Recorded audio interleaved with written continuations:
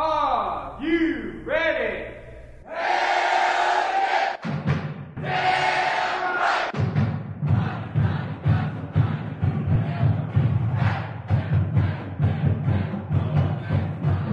Welcome into our Charter Road Hospitality Studios here at the Courtyard right outside the new Town Place Suites here in Oxford, Mississippi. This is Hotty Toddy Hotline, and this week we're going to talk about some Ole Miss baseball. The Ole Miss baseball team continues to struggle as Ole Miss just recently lost a weekend home series for the first time all season against the Tennessee Volunteers. We'll talk with Ole Miss Spirit writer Jeff Roberson about the Ole Miss baseball team, and Jeff will also talk to us about what to expect from the Grove Bowl coming up this Saturday as the Red will play the blue team in one of the most highly anticipated Ole Miss sporting events of the season. And we'll also go into detail about what's going on with the Ole Miss men's and women's tennis teams as the Rebel Netters are both had successful weekends in their respective SEC conference games. And also later on the show we'll touch on a little bit of recruiting as Ole Miss basketball they try to land five-star prospect Malik Newman out of Callaway High School in Jackson, Mississippi. Well, if you want to get in touch with the show, make sure you follow us on Facebook at Hotty Toddy Hotline, on Twitter at Hotty Todline, and much, much more. We're going to have a good show for you today. Jeff Roberson is coming up and much, much more. So stick with us here on Hotty Toddy Hotline. And welcome back in to Hotty Toddy Hotline. We're now joined by our interview of the day, and it's with Jeff Roberson of the Ole Miss Spirit. You can follow Jeff on Twitter at SpiritJeff. Jeff, how's it going, man? Doing great. Thanks, Browning. How you doing? I'm doing good. Had a successful Easter where I was in Pontotoc, went to church, and then we went to a buffet in Ecru, and it was very good at the Ecru Fish and Steakhouse. How was your Easter? It was good. My Easter was good. I was in Oxford, of course, with the baseball series this weekend. Went to church as well. But, yeah, I spent some time in Pontotoc the weekend before that. As you know, my roots are over there. I didn't grow up there, but lots of good people in Pontotoc. And your roots, my roots, we know all about that. That's right, Jeff. And we're going to talk some baseball and football, some Grove Bowl talk with Jeff. But let's start off with the Ole Miss baseball team, Jeff. And the Rebels, one of their struggles all season long has been the midweek games. We've seen it. They've lost games to, Central Arkansas, Stetson. It's been several games that they lost. But, Ole Miss got over the hump against Memphis on, I believe it was Tuesday earlier in that week. And just I want to hear your thoughts. Was that your first time ever at AutoZone Park? Because, it's one of the most attractive AAA parks in the country. And then my second question is, overall, Ole Miss beat a pretty good Memphis team, and overall, what do you think about the game?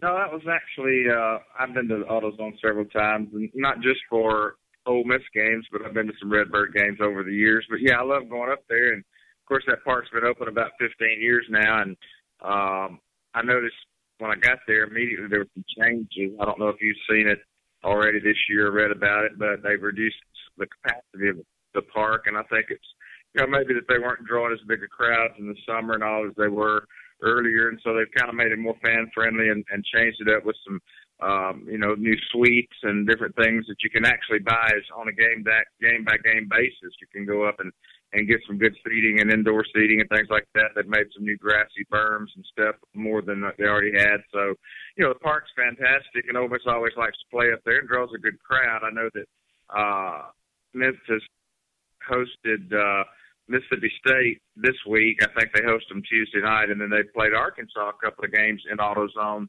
this year. So it's a place where Memphis plays some regional SEC teams and things like that.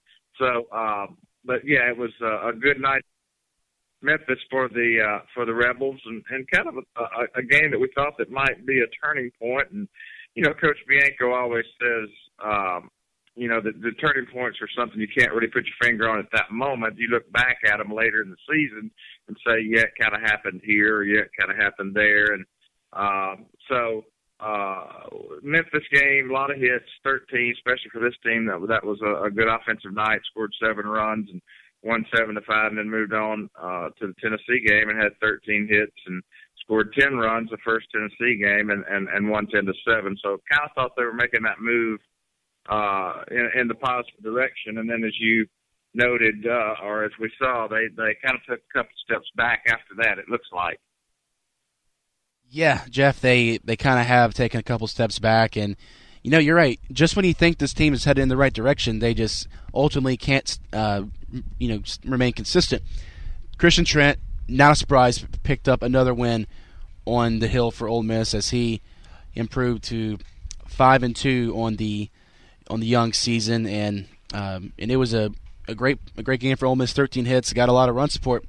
But however, Saturday and Sunday's game, Jeff, I mean, I guess Brady Bramlett, I mean, he's not going to be as hot this whole season, but I mean, he's still going to have great outings. But unfortunately, he takes the loss for the Rebels, and then Sunday, the Rebels are not able to get the Easter Sunday victory. But I mean, overall, I mean, what's going on with this Ole Miss team? Because I mean, they had a better record going into the weekend against Tennessee.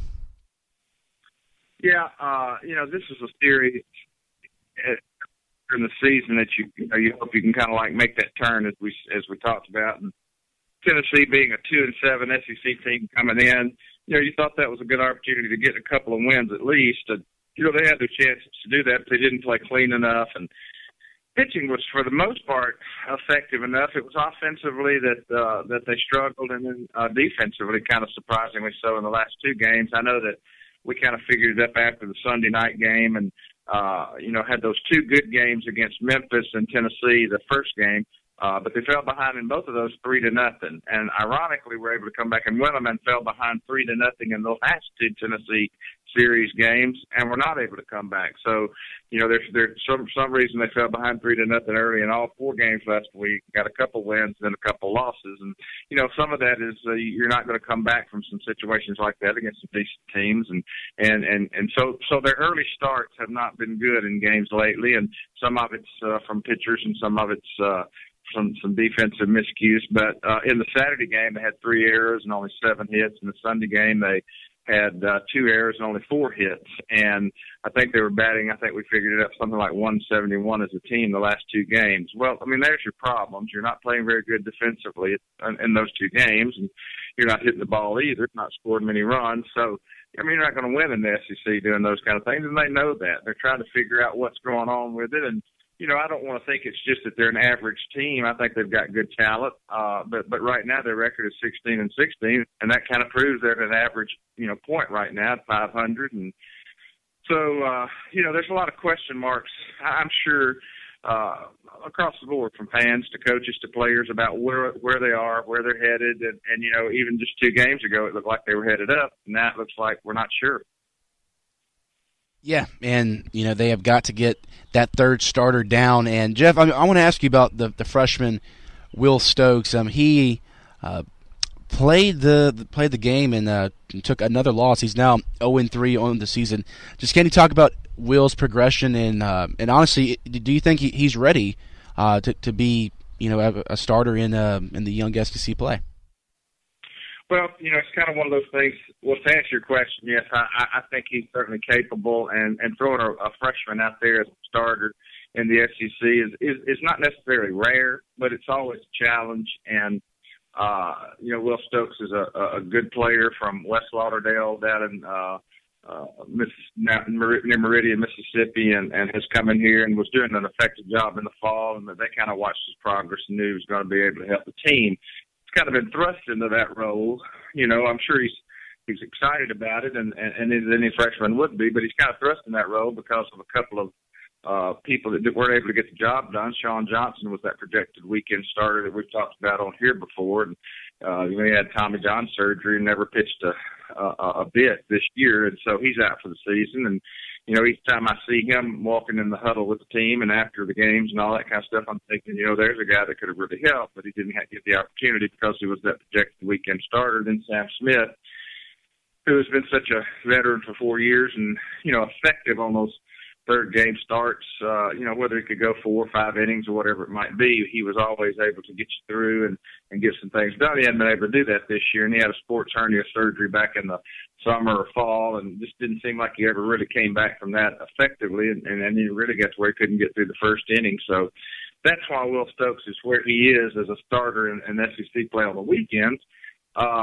Should he be there or not? Well, he probably wouldn't be if it hadn't been for those couple of people that weren't able to get it done, and Johnson and Smith. But Will Stokes is getting valuable opportunities now for the future if it doesn't pay off right now in terms of wins. And he has pitched well enough, dropped behind 3-0, as I said on Sunday. Some of that was defensive problems, and some of it was him. But he's going to continue to get better, and he went 5.1 or 5.2 innings on Sunday, so his outing is extended a little bit more than it has been. So it's just taking some time, and definitely got the talent, and definitely will be a great 3-year addition at least, unless he's drafted earlier, or will be here 3 years, maybe 4, and we'll see a lot of Will Stokes. So they rolled him out there, and he's going to continue to get better. And it may be a little tough at times this year, as it's proven to be, but I think he's certainly effective enough to be a valuable part of this team now. All right, Jeff, let's look ahead to what's coming up this week for the Ole Miss baseball team, and another midweek game against a team that Ole Miss has struggled against, and that's against Southern Miss. Southern Miss on the season 17-11-1, and this game is being played in the Mississippi Braves baseball park at Trustmark Park in Pearl, Mississippi. Just a question, is the game played in Pearl, to have both fan bases just kind of make it a neutral site game? Yeah, it's Ole Miss and Southern Miss have played baseball for a lot of years, and when Bianco got here, I want to say that they were playing once at home and once away each year, and they decided to make it once at home, once at Pearl this year, and then once there and once at Pearl the next year. So they kind of play a home at a neutral site and away at a neutral site every other year. So it's kind of worked out that way, but you play them every year twice, and this Pearl game is kind of neat because of where it is, and both fan bases can go in that area to see their team play. But Ole Miss has struggled with Southern Miss a lot lately. I don't remember the exact numbers, but it's 7 out of 8 that they've lost recently against Southern Miss or whatever. It's just been a tough stretch for Ole Miss against the Golden Eagles, and even earlier this year, lost in Hattiesburg 5-1. Another one of those games where just not effective enough offensively. So they'll go down to Pearl and try to right the ship. Southern Miss always certainly gets up for this game. It's like when they play Ole Miss or Mississippi State, they're obviously trying to be at the top of their game, and Ole Miss can, if they can perform like they did against Memphis last week, which has also kind of been a thorn in their side in the last few years, then they can win that game. And my guess is Evan Anderson will start again, and he started the Memphis game, and he's gotten experience, this year and in his second year with the program. So, it's another opportunity, and they need to stay above 500 as much as possible, because I think the rule says in the NCAA that you have to be above 500 to get in the NCAA tournament. Right now it's 16-16, a lot of games left, but a lot of tough games left. They need to win some of these games, especially midweek, to stay above 500. Yeah, Southern Miss, they've won the last 5 outings against Ole Miss, but Ole Miss leads the all-time series 71-47, so you're right, these two teams have played a lot of baseball against one another. And then the weekend, Jeff, Ole Miss, they go to Nashville to play the Vanderbilt Commodores, the defending champions. Vanderbilt is 27-6, overall 10-2 in conference play. I mean, it's going to be a challenge for Ole Miss nonetheless, but I mean, how do you see Ole Miss matching up against the champs? Well, there are a lot of great baseball programs in the SEC and have been for a number of years, and Vanderbilt's certainly one at the top right now. Ole Miss is one of them, having made the College World Series and finished third last year. Vanderbilt winning it all. So they were both in Omaha last year. And, Ole Miss is historically, a lot, kind of like Southern Miss, dominated Vanderbilt. But in the recent years with Coach Tim Corbin, Vandy's kind of figured things out and been able as a private school to work some scholarship advantages in their favor because baseball is not a full scholarship sport. It's a partial, and you can divide those scholarships up, and makes it a little bit easier if you're at a private institution. Vanderbilt's kind of figured that out, and they've been real effective, doing that and gotten a lot of great talent in there, especially a lot of great pitching. I mean, through the years, and you can see that with some guys in the pros and also the depth of their pitching staff. So that's why they're winning again this year. And be a real challenge for Ole Miss. It's why you can't. Baseball's so unpredictable. I mean, you can always go to Nashville and Vanderbilt have one of their off weekends or something, make some errors, and you get a couple of games or something, come home pretty good about yourselves. But as it looks, I mean, that's what you think Tennessee did. Came down here probably needing some wins, and with that 2-7 record, and Ole Miss looking pretty good to claim the series. So you kind of got that flip this week. Ole Miss goes up there. Vanderbilt obviously projected to win the series, but we'll see how it turns out. And that's why I think that last week was big for Ole Miss to win that Memphis game and then pick up that first Tennessee victory to kind of lift the and carry the momentum. It didn't pay off. Maybe this with the Southern Miss game can turn out to be something that lifts them some momentum to go into Vanderbilt, which is going to be pretty tough because the Commodores are proving once again they can compete for that national title, which they won last year. Ole Miss and Southern Miss play this Tuesday at 6 o'clock, and they'll begin the 3-game series with Vanderbilt on Thursday. All right, after the break, we'll have Jeff on the line again as we'll talk some Grow Ball action. So keep it here on Hotty Toddy Hotline. We'll be right back.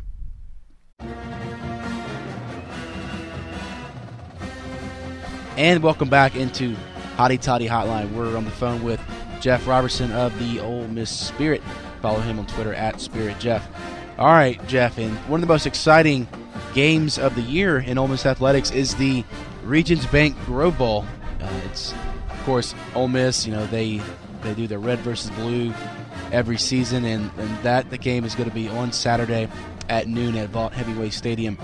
All right, now this is going to be an interesting game, because of all the hype about the quarterbacks and much more. But overall, in all the years that you've been covering Ole Miss football, where does this year's game kind of rank as far as excitement level?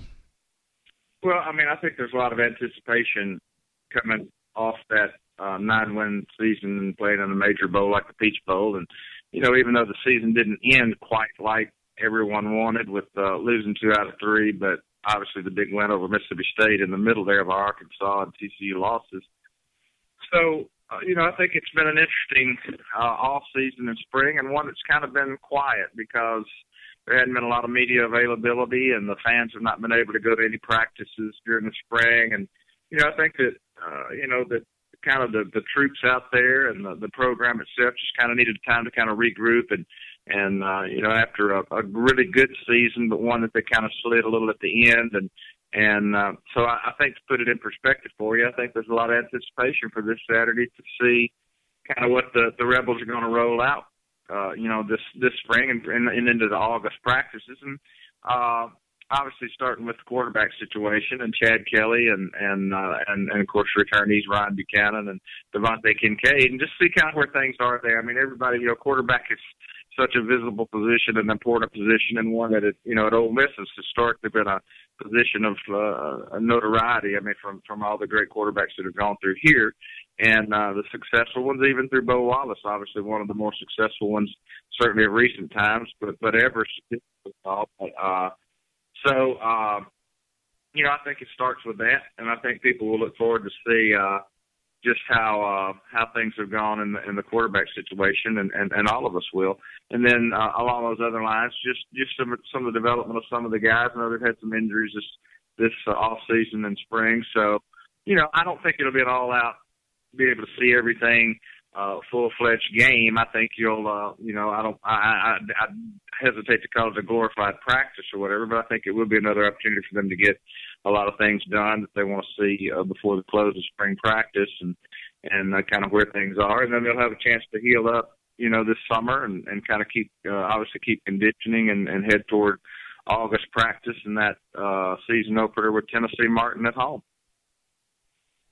And it's not just the quarterback that the quarterback spot that's going to be a big battle. There's also the secondary. You know, you're replacing Cody Pruitt, Sinquest Golston, and there's a lot of candidates that I think Ole Miss fans are intrigued, you know, to see with T. Shepard and Kadarius Webster and Kayla Moore as well. So I mean, there's certainly a lot of hype there as well. I mean, overall, I mean, what are you expecting to see out of the secondary? Well, I mean, you're right. There's a lot of talent to replace there, and obviously some guys that had certainly made a great impact. I mean, no other moment probably comes to mind more than the Alabama game when Sinquest Golston basically saved the day on the interception that was reviewed and went in Ole Miss's favor and ended that glorious day and with a victory. But new guys and some guys that have been here that have moved up into those positions, and you know, you keep a watch on that. But I think what comes to my mind first on this is, and I'm on some other talk shows and radio shows, and get to visit with some of the coaches from time to time, hear what they say. But Coach Womack, defensive coordinator, obviously we had him on a show the other night, and you know, just the depth that he was able to give us on, well, literally on depth of the defense and the talent there and throughout the roster on that side of the ball. I mean, you know, Ole Miss's defense was sensational last year. I think allowed 16 points a game, and maybe it was top in the country. I think maybe they got an award the other day, something like that. But just a really, you know, solid defensive unit, and then most of the guys are back, or either a lot of the depth is back, talent is back. So I think you're going to see, once again, one of the best defenses in the country. And so that side of the ball, barring, you know, they're going to be a really tough unit to score on. So I think for Ole Miss this year, it starts with a positive on defense and then kind of goes to the other side of the ball. So, yeah, I think even with the position you talked about and the replacements and different aspects of the defense, I think no doubt that's a really, really good unit on that side of the ball, and one that fans are going to enjoy watching. New guys like DJ Jones, Breland Speaks are now a part of that dominant D-line. But one other interesting tidbit in the offseason was that C.J. Johnson is moving to linebacker. You know, he actually started off as a linebacker, and, you know, overall, I mean, do you think the change will be pretty easy for him?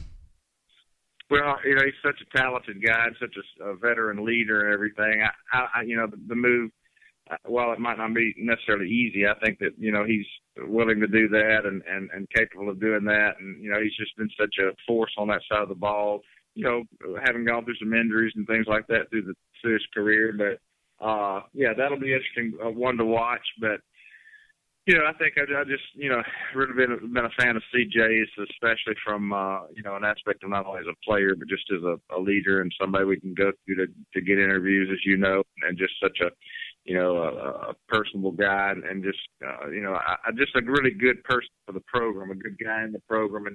And so, you know, those kind of moves are made easier sometimes for people who are leaders and who are willing to do those kind of things. DJ is. All right, Jeff. Well, make sure you follow Jeff on Twitter at SpiritJeff, and he'll be at the Grow Ball this Saturday at noon at Vaught-Hemingway Stadium. All right, Jeff, I want to thank you for coming on, and I hope you have a fun week with baseball and the Grow Ball. Thank you, Browning, and I'll see you out there at the games. All righty, sounds good. That's Jeff Roberson. Now we're going to take a break, and we'll come back and talk about Jackson, Mississippi, Callaway High School guard Malik Newman and possibly where he may end up. Keep it here on Hotty Toddy Hotline. And welcome back into Hotty Toddy Hotline. I'm your host, Browning Stubbs, and let's talk about, first of all, this is beautiful property of Charter Road Hospitality. It's Town Place Suites at 105 Ed Perry Boulevard. It may look a little rainy now, but that's April. April showers bring May flowers. But behind us, you know, it's a nice looking courtyard. There's some palm trees in the background. There's a grill. If you're ever staying in town and you want to just stay in and cook some hot dogs or cheeseburgers, they got it here. Also, you got a fire pit, you know, if it ever gets cold, or if you ever just want to come relax, talk some radio, do it right here at the courtyard at Town Place Suites. And Town Place Suites is not just the only Charter Road hospitality property. There's also the Hampton Inn, which is right behind us over there between Town Place, in Hampton Inn, and the courtyard is actually in the middle of them, so you kind of, I guess both hotels can share it. They're located at 103 Ed Perry Boulevard, across the street from the Oxford Conference Center. You can reach them at 662-234-5535. And also, we cannot forget about the other Charter Road hospitality areas over on Jackson Avenue with the Hampton Inn there at 110 Heritage Drive. Their number is 662-232-2442. So if y'all want to check them out, it's a great place if you're in town for a tennis series or a baseball series or much, much more. And also, the Holiday Inn Express right over there by the Hampton Inn on Jackson. Their address is 112 Heritage Drive. You can reach them at 662-236-2500. All right. Earlier in the show, we talked about how I would talk about Malik Newman, who is the 6'3" shooting guard from Callaway High School in Jackson, Mississippi. This kid could potentially be the greatest recruit to ever commit to the Ole Miss basketball program, but there's many more suitors to land Malik Newman as well. A lot of experts are projecting that Ole Miss, Mississippi State, LSU, and Kentucky will be the 4 schools that Malik Newman will sign from. And let's kind of go into all the details about what these schools can offer, and we'll start with Kentucky, obviously. Malik has said it himself, he plans to be a one-and-done player. Now, what that means is he intends to play 1 year of college basketball and then make his way to the NBA. Kentucky, they got a great track record of one-and-done players, from John Wall, DeMarcus Cousins, Brandon Knight, Anthony Davis, Michael Kidd-Gilchrist. You know, the list goes on and on. Probably Karl Anthony Towns, who played this year. So pretty much, if you're a 5-star freshman going to Kentucky, you're almost guaranteed to be a first-round pick in the NBA. Also, Kentucky offers the glitz and the glamour, the history. Adolph Rupp, you know, one of the most successful college basketball coaches ever, coached there. There's so many banners there at Calipari. You know, as he may not be well liked by Ole Miss peers because of how dominant Kentucky has been, he's done a great job at Kentucky building a really solid foundation. And overall, Kentucky can offer him just a great chance to become a pro and learn from one of the best coaches in college basketball. And one negative aspect to Kentucky could be playing time, because there's been a lot of 5-star guys that haven't panned out at Kentucky in their first year. Maybe it's taken them a year or two. For example, Willie Cauley-Stein was projected to be first-round pick his freshman year, but he's now is a junior, and he'll probably come out now. So Kentucky also has a downside aspect as well. But also, let's talk about Mississippi State. Ben Howland, one of the most successful college basketball coaches at UCLA, now is head coach at Mississippi State. Ben Howland offers a new chance for Malik Newman to succeed, because he's had guys like Kevin Love, Russell Westbrook, Aaron Aflalo, Darren Collison. The list goes on and on that have made the NBA to become very successful players. Ben Howland is also he's got a good resume. He's made multiple Final Four appearances, and you know he's a winning coach, and you cannot deny that. Also, one other thing that Mississippi State offers is that Malik Newman's father attended Mississippi State in college. So certainly there's that aspect as well. Malik Newman has already met with the Bulldogs head coach Ben Howland, so that's also one other thing that could be a downplay. Or no, excuse me, that's good for them. But a downplay actually could be that maybe Mississippi State, even with Malik Newman, may not be competitive in the first year, because we saw Bruce Pearl at Auburn, you know, didn't have that great of a season in his first year. The talent level in Starkville is not where you want it to be. So would he want to play for a team that could have a losing season? I don't know. I think that might be not the wise choice for Malik Newman. All right, and then one other team, LSU. LSU is a team that has been on the recruiting montage as of late, as they have one of the top classes coming in for next year, and man, it's going to be a good class for Johnny Jones. Johnny Jones always recruits high-level talent, and it didn't work as well this year as they lost in the second round of the tournament, but I think they'll be better this season with the addition of Ben Simmons, who is the number 1 overall prospect from Monteverdi, Florida. The 6'9" power forward is going to be great for LSU. Also, another top 10 prospect, Antonio Blakeney. He's also one other guy that is going to be good for LSU. So adding Malik Newman to that core could be a scary triple threat a trio that could possibly make some damage in the NCAA tournament with the already good returning talent LSU is going to have. So LSU, they offer something good. And I guess a bad thing for LSU would be Johnny Jones. He's not – he's – for all the talent he had this season, they should have gone further than losing their first NCAA tournament game against North Carolina State. A game where they had a double-digit lead, a game where they missed several free throws down the stretch and lost that one. Now, finally, let's wrap it up with Ole Miss. Ole Miss, Andy Kennedy is a guards coach. He's had successful guards here in the past with Chris Warren, Marshall Henderson, Jarvis Summers. They're all gone. And also, he offers Stephon Moody to play with another elite scorer that could be a dominant backcourt. With Newman and Moody, that's, in my opinion, one of the best backcourts in not just the SEC, but all of college basketball. Also, Ole Miss, they got the new pavilion at Ole Miss. The new stadium coming to Oxford. It's going to be a big attraction for recruits, and certainly Malik Newman will have to listen to that. And also, one other thing is that Malik Newman just could be the hero of the state of Mississippi. He could come in for a team that's probably going to make the NCAA tournament. He could change the program and really have a successful season. And I guess one downgrade to that is, Ole Miss is losing some successful players with Jarvis Summers and Ladarius White, Aaron Jones. And maybe they might have a slight drop-off, but I think Newman could do just fine for the Rebels. All right, well, that wraps up our basketball recruiting talk for this week on Hotty Toddy Hotline. And coming up next, we're gonna talk about how some of the Ole Miss tennis teams are faring this season. Stay with us here on Hotty Toddy Hotline.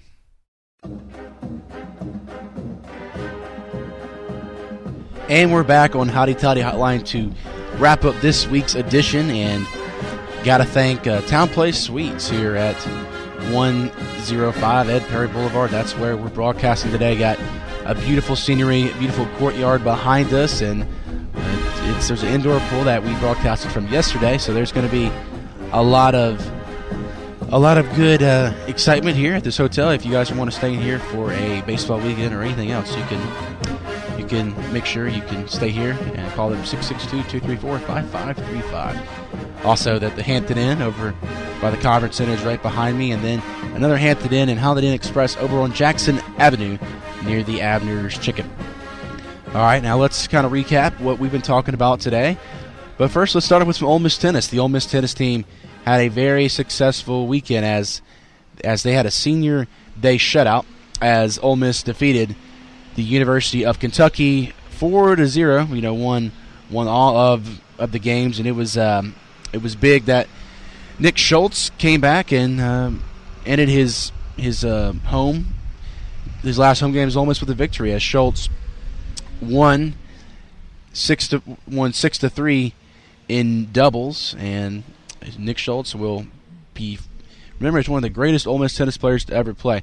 And then the Ole Miss women's tennis team, they were also in action over the weekend as they shut out Tennessee 4-0. So two back-to-back shutouts for the Ole Miss men's and women's tennis teams over the weekend. We talked with Jeff Roberson about the Ole Miss baseball team, and just a reminder, the Diamond Rebs will be in action this Tuesday at 6 p.m. as they'll play Southern Mississippi in Pearl at Trustmark Park. And Ole Miss, they got to get over the weekday hump as they lost to Southern Miss earlier in the season on March the 4th, 5-1 in Hattiesburg. Now they got to snap that 5-game losing streak to the Golden Eagles. Hopefully they will. And then, of course, Ole Miss will go to Vanderbilt to play the Commodores starting Thursday at 6:30. Friday's game, first pitch, 6:30. And then Saturday's first pitch game is at 2 p.m. Some other Ole Miss sports that are coming on this week, and we'll start with the women's tennis team as they're in action on Monday at noon. The men's golf team is in action in West Point, Mississippi for the Old Waverly Invitational on Tuesday. Softball, they're in action at Sanford on Wednesday at 6 p.m. in Birmingham. The men's tennis team travels to at South Carolina in Columbia for a matchup with the Gamecocks. And then men's golf, they're back in action on Friday in the Liberty Spring Invitational in Amherst, Virginia, while the track team, they're in the border war between Mississippi and Alabama in Starkville on Friday. Softball is back home this Friday as I'll take on the Georgia Bulldogs. So that basically wraps it up for some Ole Miss sports this weekend. It should be a very interesting week to see if there's any recruiting news, with Ole Miss basketball, because National Signing Day for basketball is coming up. They already got a guy named Sam Finley from Howard College last week. Played for UC Riverside, won the Sixth Man of the Year in the Big West Conference. But hopefully Malik Newman will be able to change it, change what the experts are saying, that he's not going to come to Ole Miss, but maybe he will, because he would ultimately change this program, no question. All right, well, guys, that basically wraps up our show today. Make sure you can follow us on Twitter at Hotty Toddy Hotline, and go like us on Facebook at Hotty Toddy Hotline for the latest up-to-date news about Ole Miss sports. And also, make sure you give Jeff Roberson, he does a great job for Ole Miss baseball, Ole Miss football. Follow him on Twitter at Spirit Jeff. And for our executive producer, John Rawl, I'm Browning Stubbs, and I also do some radio in Oxford. Browning Stubbs Show on Tuesdays from 12 to 1. Well, you've been listening to Hotty Toddy Hotline, a production of CRM Sports on the Colonel Reb Radio Network. We'll see you next week.